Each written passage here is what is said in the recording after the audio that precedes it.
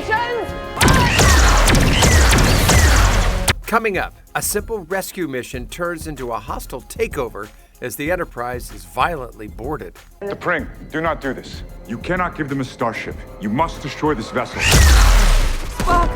T'Pring is faced with a decision that could end Spock's life. Nurse Chapel and I... He's trying to tell you that we're having an affair. And Nurse Chapel and Spock make out? We break down this week's episode and reveal the top 3 moments that made this episode of Strange New Worlds explosive. All this and more. Coming up on Energize. Energize. Energize.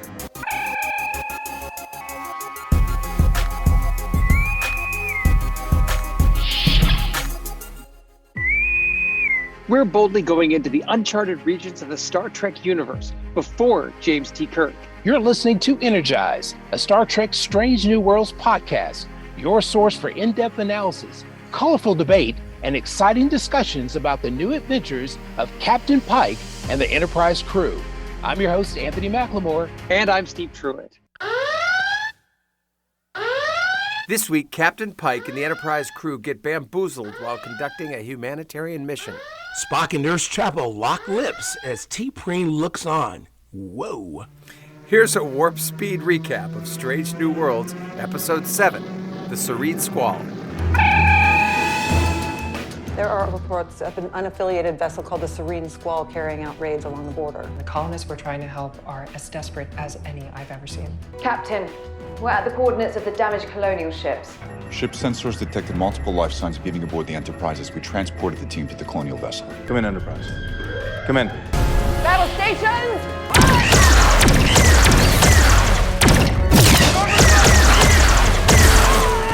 Computer, transfer all command systems from bridge to engineering. Command systems transferred. Wait, comms just rerouted back to the bridge. Not just comms, all systems. Dr. Aspen, Angel, actually. Captain Angel. the Serene Squall is your ship. And now so is the Enterprise.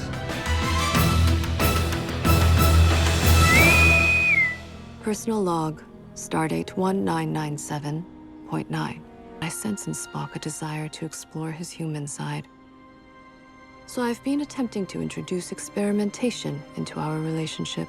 This week we open up with T'Pring's personal log. She's on see if I can pronounce it right, Ankishtan Katil. It's Vulcan criminal rehab. And the interesting thing I thought about this was it's the third moon of Omicron Lyrae. And that brings back to me Omicron Theta, which is where Data was born. I wonder if there's a connection.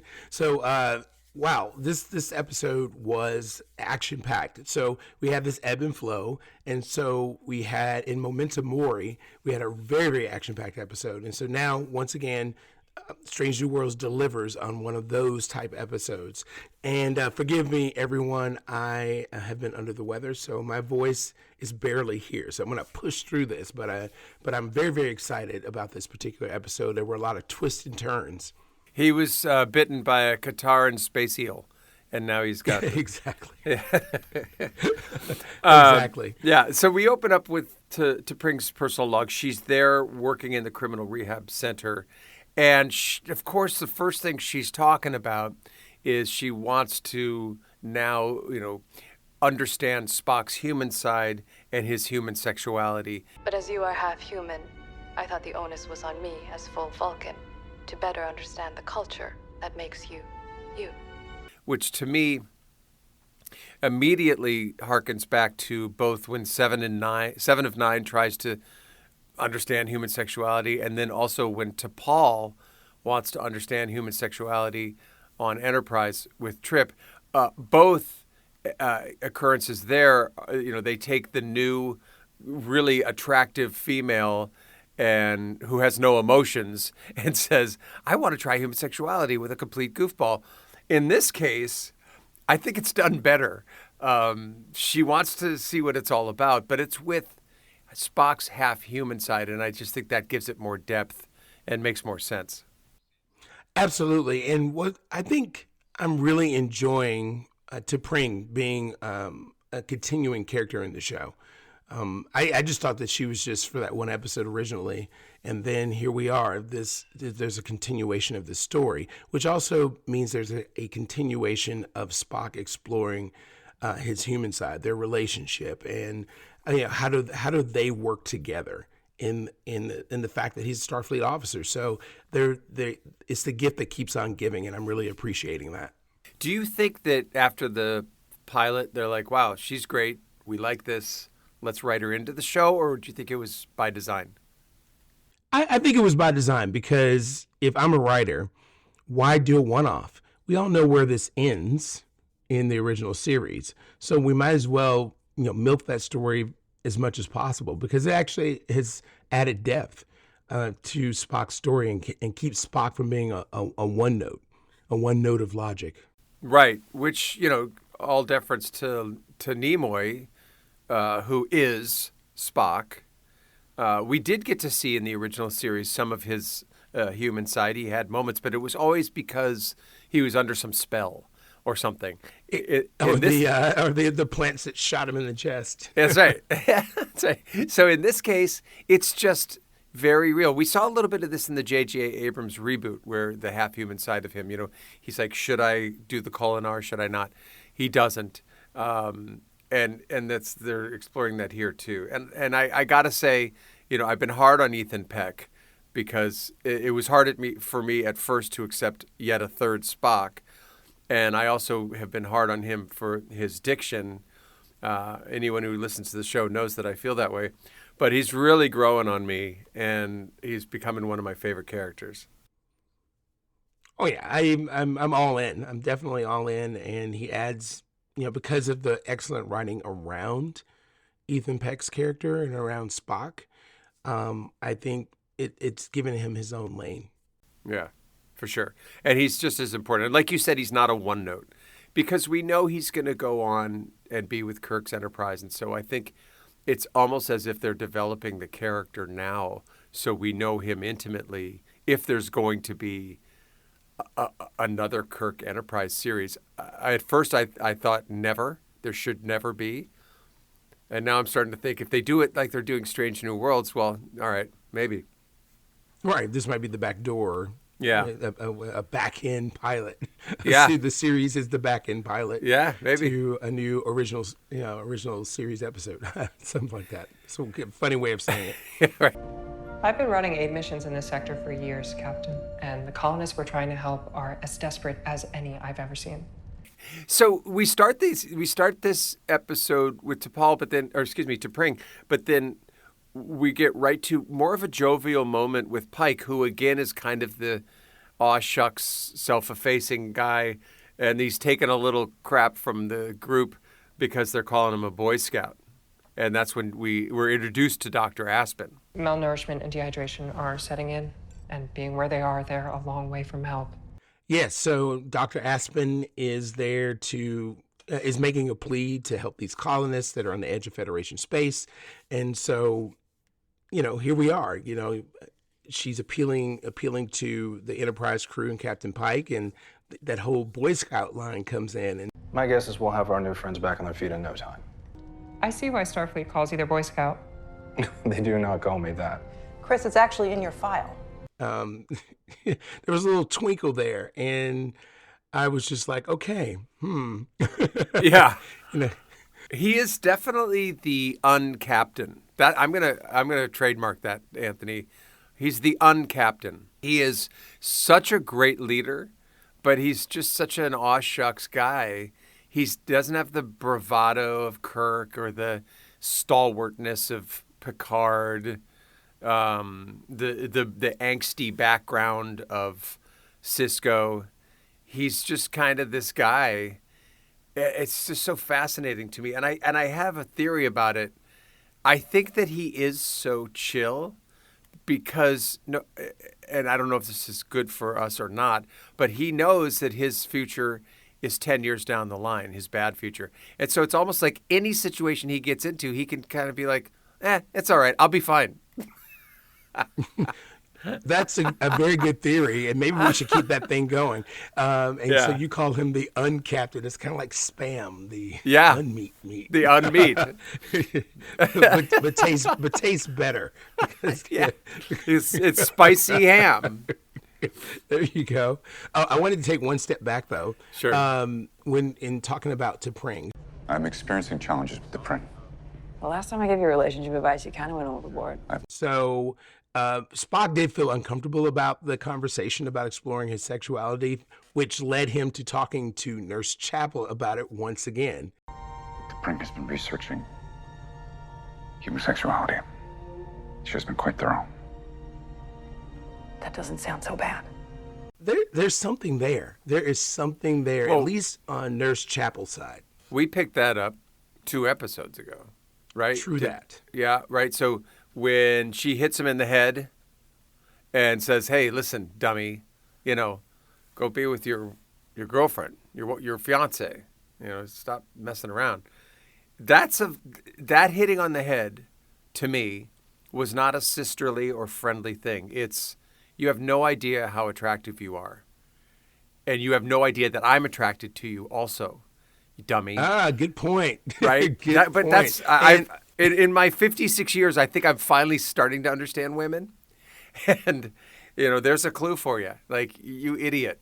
Right. You got someone who loves you right in front of you, and you've got someone who loves you, a galaxy away. Just get out of your head.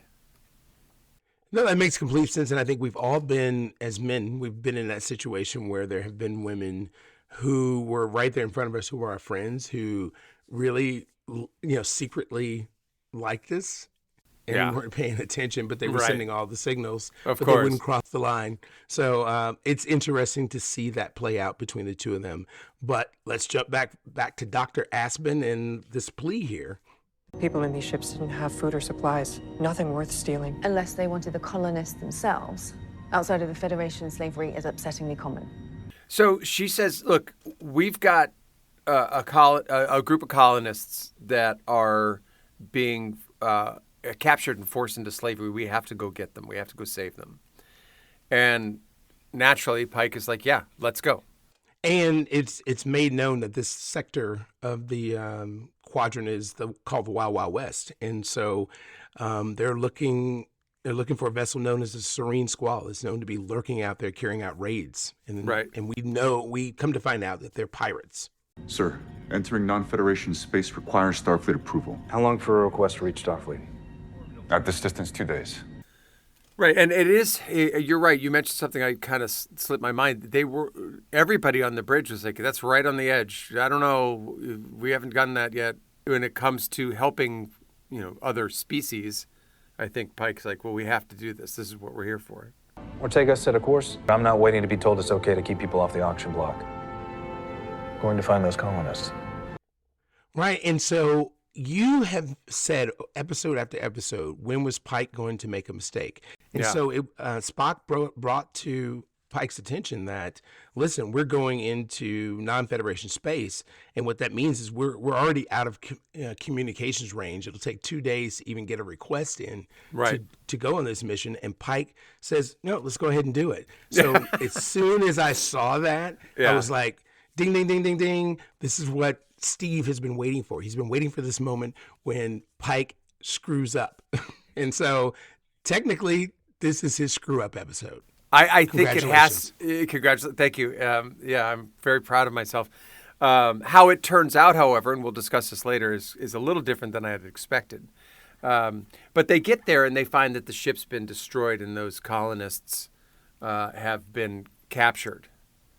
Kind of a difficult moment there. There's a distress signal, and they've got to follow the signal. So they start going into this asteroid field. What happens? Trap. Red alert, full stop. And what's the trap? Lasers. I've seen this before. It's the Tholian web. But is it? Because they can't say, oh, hey, guys, that's the Tholian web from the original series. No, they're like, no, it's a bunch of lasers that we can't, it'll cut us apart if we go through. But the web lasts just for a minute or two because they figure out immediately how to to beat it because they're pretty ingenious. I think in the original series, that Tholian web, they were stuck there the whole time. Oh yeah, the entire episode, the web was getting tighter and tighter, and they were running out of time. But they quickly figured this one out and get out. Right, and again, I think I love it because they don't. I think where the first couple seasons of the Next Generation may have stumbled is that they devoted a whole episode to the same thing that the Enterprise from TOS went through. In this, they're like, here's a nod to it, but now we're going to make it our own. And brilliant. And by the way, the direction this week, Sidney Freeland, I just thought did a great. I think every week the direction is great. The graphics are just ridiculously good. But I really enjoyed the tight shots, the movement. I thought everything was really great this week, direction-wise. So they get out of the net pretty quick. It's kind of a, yep, okay, we did that. So which asteroid do we shoot? Sir, it is impossible to determine with any certainty. Go with your gut. Just make a choice, Spock. Designate 22A, fire! And but there was one thing though, when Spock was faced with a decision, so he had to make a choice, and it wasn't a logical. He actually had to make a guess, and it freaked him out. And Dr. Aspen picked up on that. You looked like you were going to have a heart attack when Pike told you to go with your gut. Captain Pike is comfortable operating off of hunches. And what's wrong with guessing? They're derived from incomplete premises. It is illogical. Says you. You immediately see what they want you to see, which is, okay, these two are going to come together in some way. She's going to, what's the word I'm looking for? Not be attracted, I guess, sexually, but just she's attracted to that situation. It gave me pause for a second. I wrote a quick note, and I when Nimoy was done with Star Trek, the series, he wrote a book called I'm Not Spock because he wanted to get away from the character. And then years later, he wrote a sequel to the book, I Am Spock, and he embraced the character. I think we're seeing Leonard Nimoy's struggles personally happen to this Ethan Peck Spock right now. Who am I? Am I human? Am I not? So T'Pring is trying to figure out, can she stand the human side of Spock? And Dr. Aspen is attracted to that. I think that's a great juxtaposition. Well, aren't you half human? That is merely genetics. I was raised on Vulcan. And that's geography. As I was watching this scene after they got out of the laser net and Dr. Aspen is talking to Spock, I was just like, what's going on here? Is she mind screwing him? Because I mean, she was just really throwing out, basically threw him a conundrum.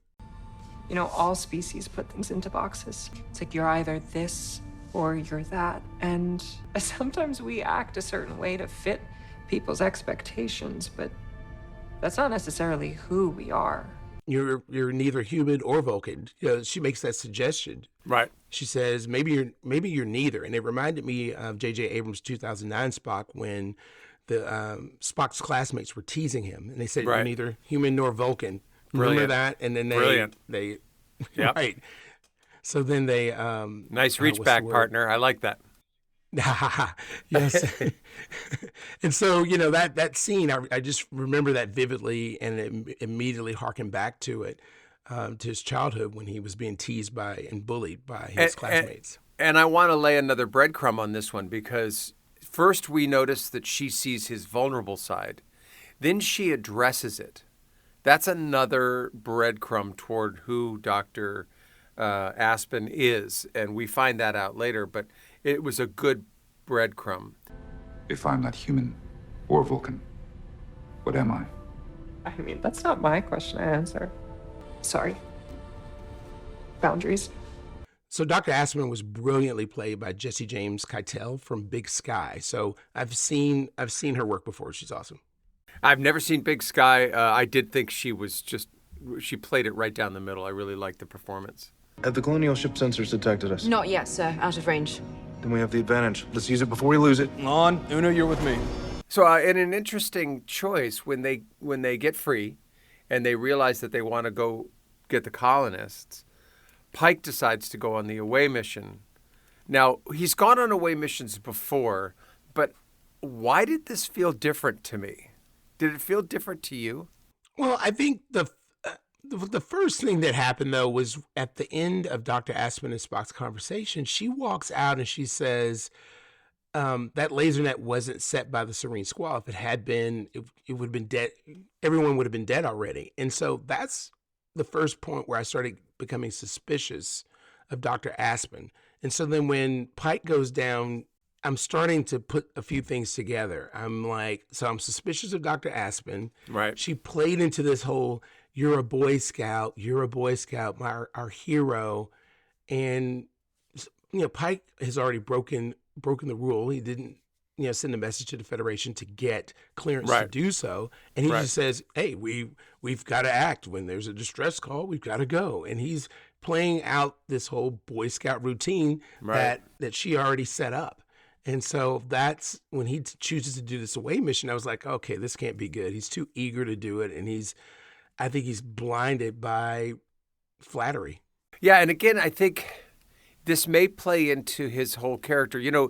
Joss Whedon, whenever he makes a movie, or when he made Firefly 2, the series, he always tells each actor the secret of their character. Your character has a secret, and here it is. And you're not allowed to say it, but it helps them create the character. And I'm wondering if Pike, other than his secret that we know that he's going to be disfigured in 10 years, I wonder if as an actor, he's made the choice to have another secret, because he is playing this character in a really fast and loose way, but he doesn't seem like a fast and loose guy. Maybe he is a younger version of the the person that we saw in J.J. Abrams. I can't figure it out yet. It's fascinating to me. But it gives us something to work with. And yeah, I do appreciate that. Is that we don't fully understand, we don't fully know how Pike's character is going to play out, and all the nuanced things that goes along with his character. So I'm along for the ride, and I'm enjoying the journey. So they beam down. Yeah, they go down, and what happens? The first thing that happens is everything changes right there. Enterprise, no colonists. Captain, we're pulling you out of there. Stand by for transport. Something's jamming comms. Exactly. And so Pike they quickly realize that something's wrong, but meanwhile on the ship, they've been boarded. Commander, ship sensors detected multiple life signs beaming aboard the Enterprise as we transported the team to the colonial vessel. Intruder alert! Defensive stations! Yep. I'm kidding. That music wasn't in there, but by the way, the music this week was great. I keep forgetting the name of the composer. Jeff Russo doesn't compose the music; he just did the theme song. But very John Williams-like this music this week. It was very good. Yeah, there they are on jumping into the ship, jumping into the bridge. Battle stations!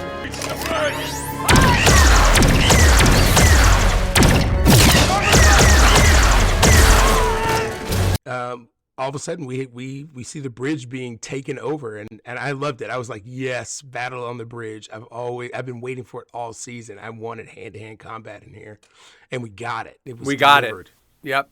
Now, it didn't turn out well for our bridge crew. Number one's on the bridge, but she jumped into action as soon as they knew that intruders were on the ship, because she got the notification before they actually entered the bridge, because she quickly was trying to lock out the controls of the Enterprise when everyone burst onto the bridge. And so it was furious in there.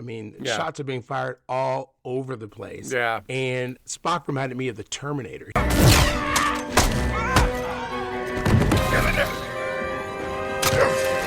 He was just systematically grabbing people. And pinching, and tossing and pinching. Yeah, they put up a fight. They certainly did. I didn't buy that the Marauders, the intruders, were too powerful. I don't know why. Because if you could grab them, pinch them, and throw them, wouldn't that put down the attack right away? I don't know. For some reason, it didn't work for me. It worked for the script and the story. But I'm sorry, the intruders were low budget, but if you send 10,000 low budget against 5 people, low budget wins. Yeah. So Okay. so they were overwhelmed. Spock was doing his thing, but other people were firing. It was chaotic in there. You can imagine that it was pretty crazy. So, Spock And they had the element of surprise. And they had the element of surprise. And so Dr. Aspen and Spock jump into the lift. Dr. Aspen's shot in the back. Which is perfect because we still don't know that, what her real status is. Spock's worried about her, and, they attempt to get away. Right. And meanwhile, Nurse Chapel, she's free. We know that she's lurking around out there, roaming the ship. And then Dr. Aspen and Spock go down to sickbay. Welcome to the Serene Squall. So back on the colonial ship, so Pike and the away team have been captured, and they meet this kind of rugged captain-ish, and then he's kind of a haphazard kind of guy. Yeah, you know who he reminded me of? At first, I swear I thought it was Paul Giamatti. At first, I'm like, is that Paul Giamatti in makeup? No, it wasn't. That would have been hilarious. Yeah, can you imagine? We need the codes to undo your ship's lockdown, Cap. Huh? Oh. We're wasting our time. So she's the smart one. And so, I think Pike immediately saw an entry point here, a way to work themselves out of the situation, because this guy is not legit. He's low budget, as I've previously as you have pointed out, indeed, yeah. Yes, they are low budget.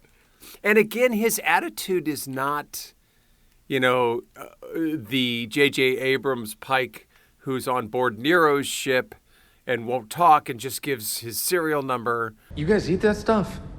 Look, my crew, they need food and water. Now you take care of that, and I'll show you how a proper meal tastes, huh? What do you say? Pike's like, hey, let me cook you something. Because again, he knows he's not going to die because he knows you know what I mean? He knows his fate. So he's just like, yeah, okay, let's just go through this, but I'm going to be fine. And I really believe that that's what he's doing here. He's telling all of us. Yes. And so he's being like tortured-ish, being punched in the Kind face. of. And that's when they sling this gruel in his face. I thought it looked like snot. And, he's like, what is this? And so he realizes that they eat crap, and he proposes to cook for them. Weird. Yeah. It's funny because, we know he's a cook. But, it goes back to, again, they're plugging so many wonderful memories into these scripts because the guy's asking for the Enterprise codes. I need the codes. Where did we see that one? Was that Wrath of Khan? The ship's codes. We've seen it in other things.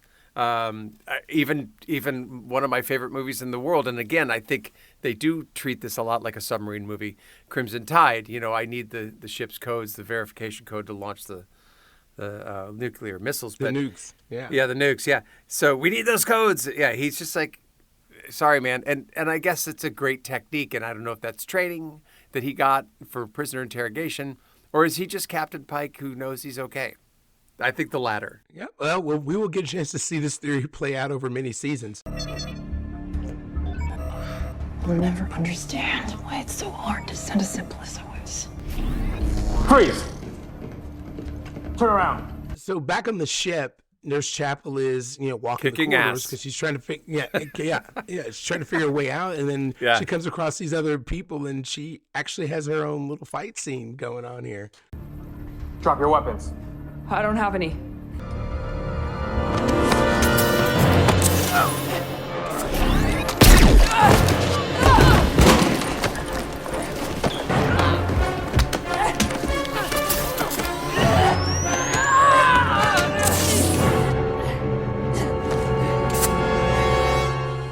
Which is great for her because she's just, if you just, before this series, if you heard the two words Nurse Chapel, you think a meager B player off to the side. They are letting her be this just wonderful character. Now, she's still a nurse, but she's a fighter. Yeah, I'm growing to like her character a lot. Yeah. And this variation now online, some people don't like her. And Why? They're critical because I think you have originalists, purists, and they they want every character to be played exactly as they were in the original. And I think as long as you stay in the spirit, and I think that this version of Nurse Chapel is still in the spirit, in the fact that she has this desire to be with Spock. I mean, she pans for Spock, and that's still there. And but the original Nurse Chapel didn't have that much depth. It's not like we really knew that much more about her. And I like what they're doing with this character. So she had a fight scene, and it wasn't like a fight scene like La'an would do or Number One would do. She kind of fumbled her way through it and used her medical equipment. And so I liked it. It was believable. And so then we jump down to sick bay, where Spock and Dr. Aspen are, and there was a really interesting conversation that was going on between the two of them. My husband, he was Vulcan. Skipped his Kolinar. He was torn. I tell him to stop worrying if he was being too emotional, too logical. They get into this conversation about Spock not taking the Kolinar, and you also find out that Dr. Aspen lost her love. At least this is the story that she's telling, and that person was Vulcan, and that person didn't take the Kolinar. Right. And so it was really, really interesting. And like I said, I'm suspicious of Dr. Aspen, and it seems like at every turn she's digging deeper and deeper into Spock's head. She's getting more and more into Spock's head.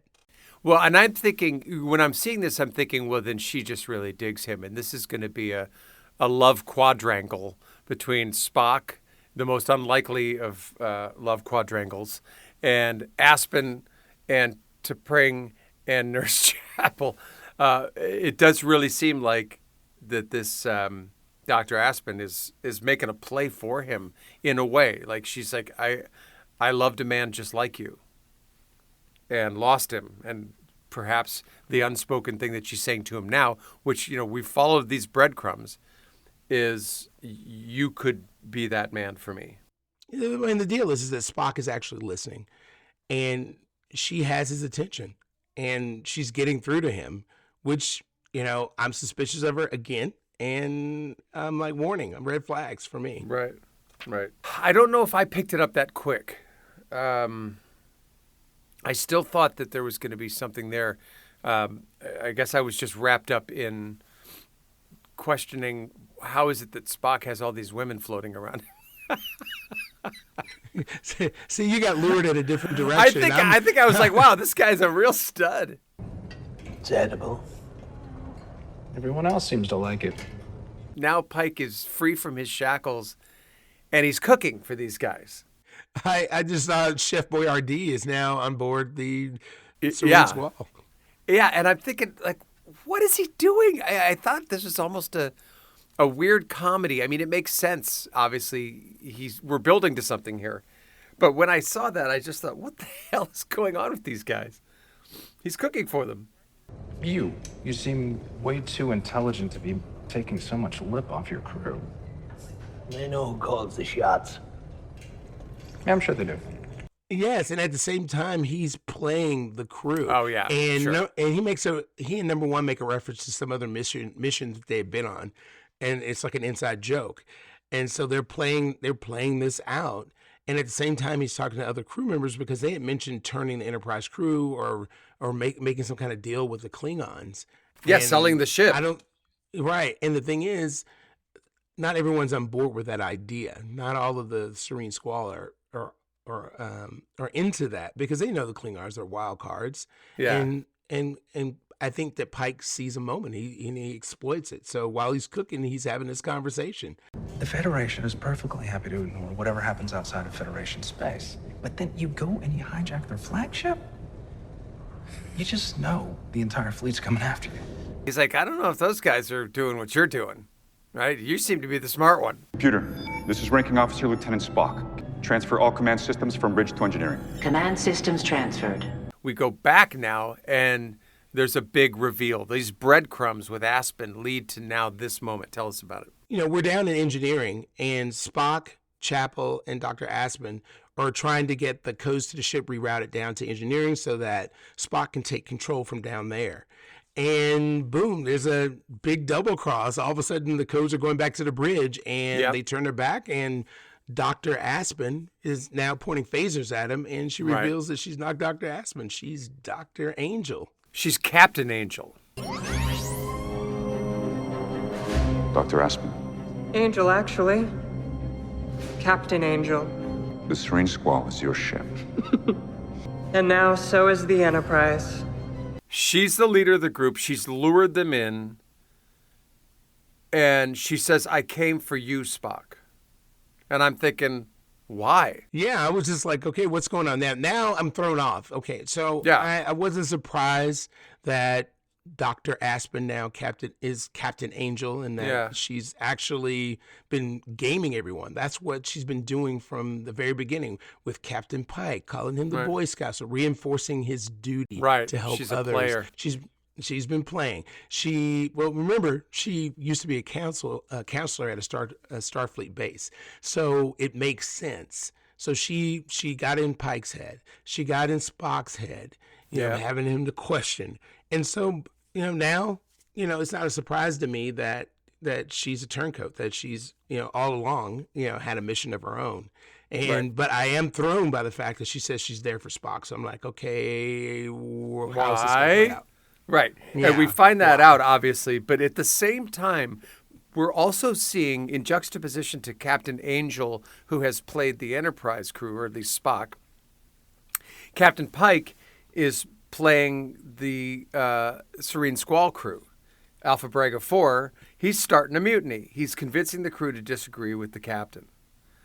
And yes, this is the mind game episode. Yeah, it really is, right? So think about that, even the title, Serene Squall. There's something going on in your head that's twisting you around. It makes perfect sense. So I like that. I like the way that worked, because it shows to me that a captain has specific training that others may not, or at least experience. But I would think that a captain, especially one coming from Starfleet, and we know that Angel/Aspen, as you just mentioned, was from Starfleet or had experience there, they may be trained in psycho warfare. Oh, I would imagine so. I mean, it's all part of the game. It's all part of love and war. But so now we're on the bridge. Captain Angel now is at the helm, and she's revealing her hand. So we fly, we communicate with T'Pring. Who are you? T'Pring. Nice to meet you. Gotta say, you are very attractive for a prison guard. Now we get the reveal of what her master plan is. Gonna cut to the chase. I've got a captive here. Spock, I think you know him. You're holding a friend of mine prisoner, a Vulcan named Zavarius. How about an even trade? Vulcan for Vulcan? I am here to conduct a prisoner trade. You can have Spock. I want my man back. There's the plan. This is why she came here for Spock. At first, she's like, because she loves him? No, she's going to use him as a chess piece. Yeah, and she threatens to kill him if the swap isn't made. So she basically, tells Spock, T'Pring will do this. Spock is like, no, she won't. And I'm like, I don't know. For me, this was an ideal situation because, Vulcans constantly talk about who they are and who they're not. And I was like, okay, here's the true test. Do Vulcans not give into their emotion in theory or in practice? That's where we are. Is this Vulcan way of life an ideal that they strive for, or do they actually live by it to a T? And that question, which is what the writers ask and what we fans ask, is answered when T'Pring at first agrees with the prisoner transfer. Do you believe that she's going with her heart? Going with her heart. Deliver Spock to the transporter room. I apologize in advance for any liberties I take. Please follow my lead. Okay. And then Spock's like, I can't do this. So he brings this full circle with Chapel, and he turns to her and he's like, watch this, T'Pring and everyone else. Yeah, follow my lead here, Chapel. Yeah, and he plants a kiss on her. Yes, and I was just in that whole moment. I was just like, oh my goodness, what's happening here? I didn't know what his plan was going to be. It's a hell of a gambit, and in my opinion, it's something that perhaps Nimoy Spock and Quinto Spock may not do. This is a new age, Ethan Peck Spock who goes, I'm gonna play with emotions to show how emotions do and don't affect a hostage situation. And there he goes. Now, that's his calculation. What's Chapel going through? Nurse Chapel and I. He's trying to tell you that we're having an affair. What? We're in love. Oh my goodness! And so basically, he kisses her, and you could see it in her face. I mean, she was into it, and it was screwing with her. It was screwing with her emotions because we know that she likes him, but then she's also an honorable person and she doesn't want to cross the line. So now she's literally been thrown off. You can see that. And T'Pring is watching this whole thing. And, it was just like, okay, at this point, I'm like, okay, is she buying it? But Captain Angel doesn't seem to be buying it. Oh, you guys are fun. T'Pring, feel free to beam over here. I feel like you could probably straighten things out in about a minute. The acting was superb because she was just like, go for F's sake. Yeah, it was great. And so was Chapel's, by the way. I just want to say, and again, I'm really a fan of subtlety in a performance. And I thought that she just played that perfectly because we could sense everything she was going through without her acting it. It really felt real. Right. That was a very, very great moment. I mean, I'm with you. I picked that up right. Her facial expressions said it all. In light of this new information, Spock, it is only logical that we terminate our mating bond. T'Pring goes, okay, bye-bye. Then, if that's the way you want to have it, let's do our little breakup ritual here and peace out. And that was very funny. Off. It's very funny that they did that like in front of everyone. Like, okay, we break up. I'm doing a 2-finger dance and blah, blah, blah. So then Captain Angel's pissed, Yeah, right. Like, damn it, I'm not going to get Severius back. And so, Captain Angel's now going to just basically destroy T'Pring's ship. She's pissed. She's like, you thwarted my plans, so I'm going to destroy your ship. And then, lo and behold, number one is basically done back-end codes basically to take over the ship. Yep. And now Pike is back in charge. Yes, and so Pike pops up on the screen and he looks like a daggum pirate. Yeah. And a badass. This is comedy. They brought comedy in a way that I wasn't expecting. So bravo, because usually I'm just like, okay, I don't like hokiness, but no, it worked. They pulled I it thought in. so. I thought it was good, and it's true to who Pike is. I think there's just going to be a joviality to him. Joviality maybe is the right word, to his character because he just doesn't take anything too seriously because he knows he's got this future ahead of him. So Dr. Aspen, or Captain Angel, beams out. She has a device that she activates and she gets on her ship and flies off. Yeah. But she gives Spock some parting words. I urge you to consider that you do not need to be either Vulcan or human. That is and always has been a false choice. The question isn't what you are, it's who you are. Which again echoes back to the original breadcrumb of I get you. She had to understand him to manipulate him. But that last thing was, and I think this is because she did love a Vulcan who didn't do the Kolinar. And so she understands him. And so, yeah, it is a gift. It's like, hey, listen, I know I manipulated you. I was using you, blah, blah, blah. But let me tell you what I see in you. Don't blow it. Oh, no, I just thought it was completely profound because she says being human or Vulcan is always a false choice. And she just told him, no, what it's not what you are, but who you are. And I thought that was really compelling. And I think that's for anybody. Arg, me mateys. If we ever catch Angel, we should make them walk the plank, arg. Please stop. Pike's arg aside, we move on, and now T'Pring and Spock meet again. I apologize for the incident. on the bridge between Nurse Chapel and I. Perhaps we should perform a rebonding ritual. That seems logical.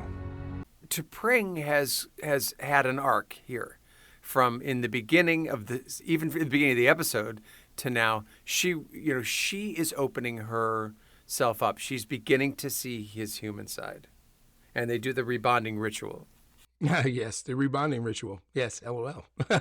Right. It's basically makeup sex. Exactly. By any other word is makeup sex. Yeah. But the best thing about this episode is that it's not over. There's one more great piece. Oh my God. Hold that one before you get that big reveal. I know. There's one last thing. All right. Chapel and Spock. We had to touch base with Chapel and Spock. Yeah. We got to clean that up. I came here to thank you. And to applaud your performance on the bridge. Yeah.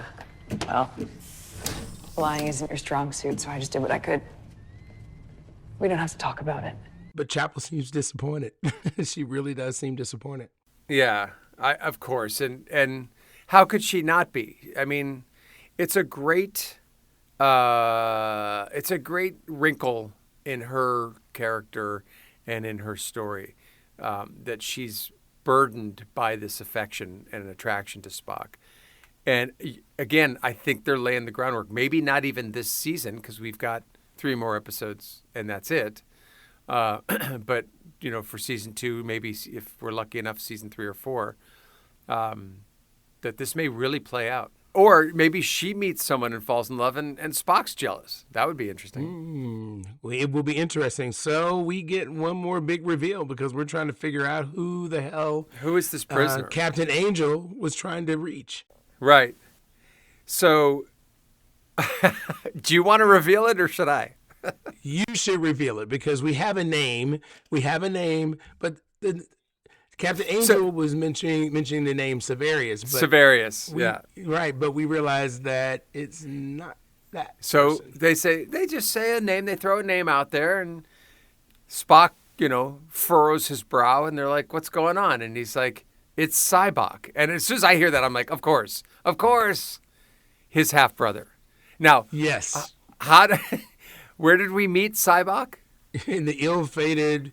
The worst Star Trek movie ever made, directed by who? Yes. Oh, no disrespect, William Shatner. Yes. The Final Frontier. The Final Frontier, where they go to the center of the galaxy to meet God. Because Sybok, who is crazy, believes that he has found God. Now, that's Star Trek V. We all forgive that movie because we're fans. I think we got a Star Trek 6 that properly closed it out. That fixed it. Yeah, that brought us back. Yeah. Directed by Nicholas Meyer, who did the 2 best original generation movies. But Sybok, I think, in this series is going to be a real. He's not going to be, I know where God is. Or even if he does do that, it's going to be in a much more mature and possibly perilous way. Oh, we've established a new villain.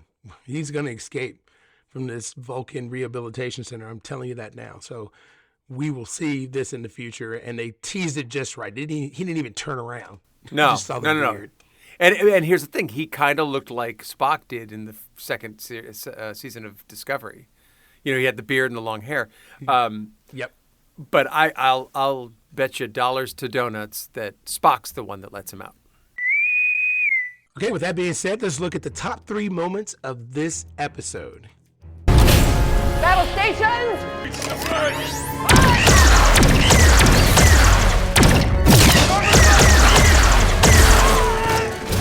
My number 3 was the battle on the bridge. I completely enjoyed that. I'm always a sucker for some action, but I'm not empty either. I like action with great dialogue and great story. But battle on the bridge, you can never dislike that. It's edible. Everyone else seems to like it. My number 3 is Pike just randomly cooking dinner for these guys. He's charmed his way out of being a captive and is now turning the tables. And I thought that was a great mixture of personality and training. I urge you to consider that you do not need to be either Vulcan or human. That is and always has been a false choice. Number 2 moments for me was Dr. Aspen getting into Spock's head about his Vulcan and human side. This conundrum, this choice. Do you have to be one or the other? Or are you something different? I just really like that because I in my own personal life, you always you have these moments where you're trying to figure out, am I this or that? And I appreciated it. That was my number 2 as well. I think that just the mind game, because somehow Angel knew, or Aspen, when she was Dr. Aspen, she knew immediately, she sensed immediately what his struggle was because she'd seen it before in her lover. And to hone in on that and to play it the way she did, yeah, mine too, my second favorite for sure. Nurse Chapel and I. He's trying to tell you that we're having an affair. What? We're in love. And my number 1 was the kiss between Nurse Chapel and Spock. Ooh. That was awesome. It was really great. You're right. It was. I should have picked that one for my number 1, but my number 1 was the surprise at the end of Cybok. Even though just hearing the name terrified me because of the nightmares I had from Star Trek V. But just to throw that in there at the end, these showrunners, man, they just keep you going for the entire 45 or 50 or 55 minutes of the show. And to leave us with that beautiful cliffhanger after a really good episode, I thought was great. Yes, it was like somebody jumped out the bushes and punched me in the face with one more thing. I was like, oh, I didn't see that coming, thanks. No, I really, really enjoyed it. So a great episode.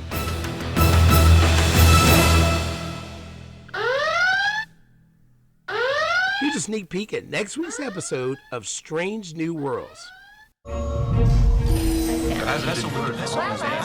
All hail the king! The king. What the hell? An entity has somehow trapped our ship. That's disappointing. And turned the crew into characters from a children's book. The book. They should have made you the hero. Until we undo all of this. Kneel before me. Yes, of course.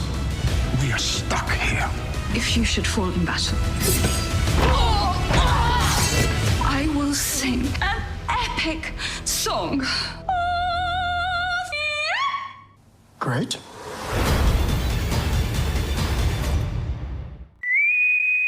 This one kind of threw me a little bit. You've got Mbega supposedly going to the bridge during an issue where they have been attacked or some kind of injury to Ortegas, and suddenly he's, T'Challa. Yes, I mean, he steps onto the bridge, he's in full king regalia, and everybody on the ship acknowledges that he's the king, and everybody kneels, and, Mbega's like, what the hell's going on? Pike walks up and goes, get out of the way, this is the king. Now we're going into the more, the fantasy styles that the original series and Next Generation did.